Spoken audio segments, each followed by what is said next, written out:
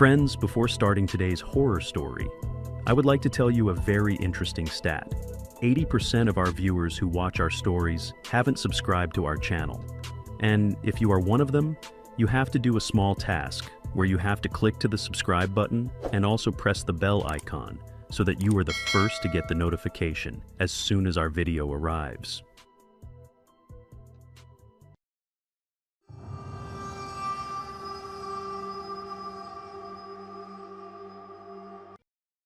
Postmortem. This is the story of a 35-year-old man named Robert, a calm and disciplined pathologist who had built quite a reputation for himself in his city.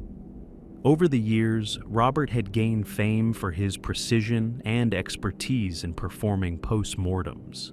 He could handle the most complex cases with an ease that others found unsettling. Naturally, the city's largest hospital soon noticed his skill and appointed him to their staff. After about a month of working there, everything seemed to be going perfectly for him. Life was steady, the pay was good, and he felt respected for his work. However, little did Robert know that his dedication to the dead would soon turn into a horrifying encounter that would change everything. It was October 31st, 2012, Halloween night. The hospital was unusually quiet, its long corridors echoing faintly under the flickering white lights. Most doctors had taken the night off to spend time with their families or enjoy the festivities, leaving only a skeleton crew on duty. Consequently, Robert was one of the few professionals present that night. For him, Halloween was just another day at work, another shift to get through. Yet, as fate would have it, this was not going to be an ordinary night. Late in the evening, an emergency call came from the city morgue. The body of a young woman had just been delivered, and an immediate postmortem was required. Without hesitation, Robert put on his gloves, adjusted his mask, and entered the cold, dimly lit autopsy room. In front of him lay the lifeless body of a woman who couldn't have been older than 30. Her face, however, was so brutally disfigured that it was almost impossible to recognize her features. Even for a man like Robert, who had spent years surrounded by death, the sight was difficult to bear. Her flesh looked torn, her skin pale and lifeless, and there was a strange stillness in the air around her. As he examined the body, he realized that the cause of death wasn't immediately clear. There were no deep stab wounds, no gunshot marks, and yet her face appeared crushed and mutilated. It was as if the body had been dead for a very long time, making the investigation even more complicated.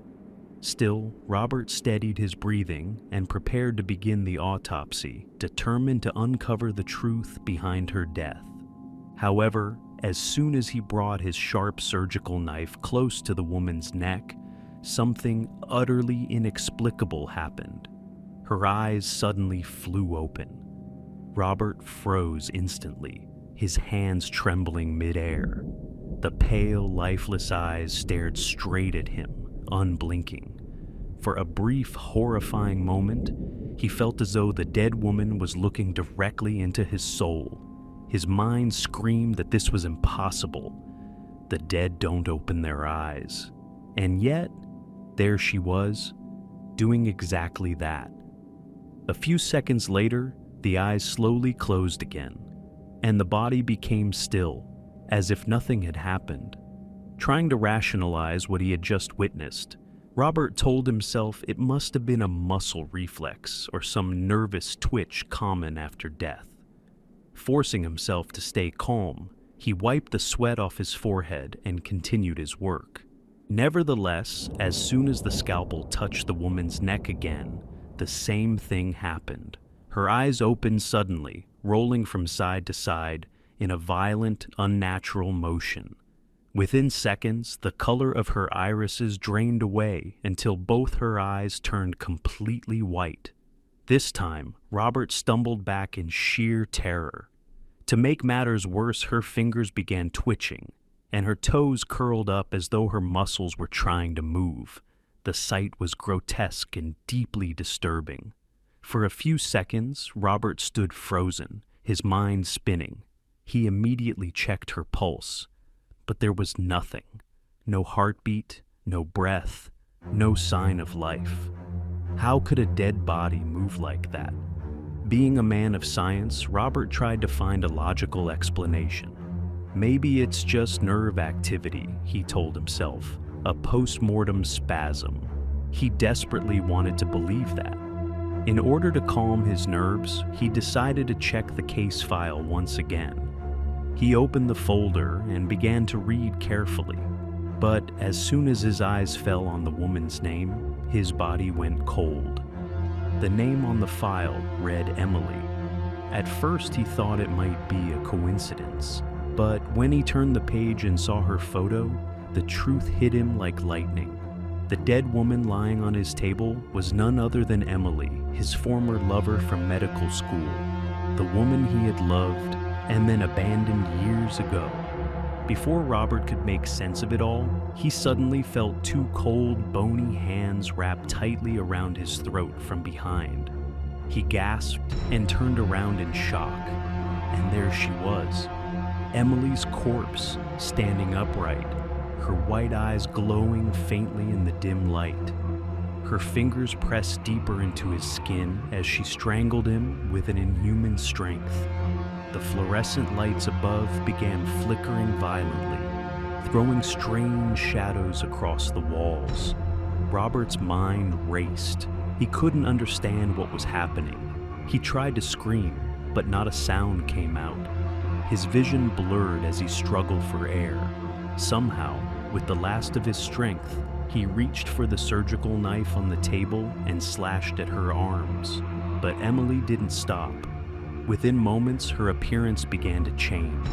Her long black hair rose as if lifted by a gust of invisible wind. Her mouth twisted into a grotesque grin. And then she began laughing. A deep, spine-chilling laugh that echoed through the room. It was not the laugh of a human. It was something else entirely. Something ancient, angry, and full of vengeance. It was as though she had returned from the grave just to make him pay. The realization struck Robert like a curse. He had once loved her, betrayed her, and now she had come back for retribution. His heart pounded in panic, but no matter how hard he tried, he couldn't free himself. The world around him dimmed. His strength gave way, and soon everything went black. When Robert finally regained consciousness, he found himself lying on a hospital bed. The bright morning light filtered through the window blinds. Standing beside him was the hospital attendant, holding a glass of water. Confused, Robert sat up and looked around. The postmortem room was empty.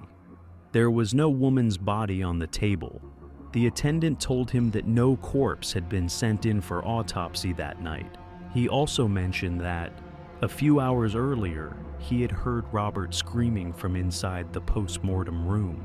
When he rushed in, he saw Robert choking himself with his own hands, eyes wide open in terror. Later that week, Robert started researching Emily's past, desperate to find answers. To his horror, he discovered that 10 years ago, on October 31st, 2002, Emily had committed suicide by jumping in front of a moving train. She had been pregnant, abandoned, and heartbroken after the man she loved left her. That man was Robert himself.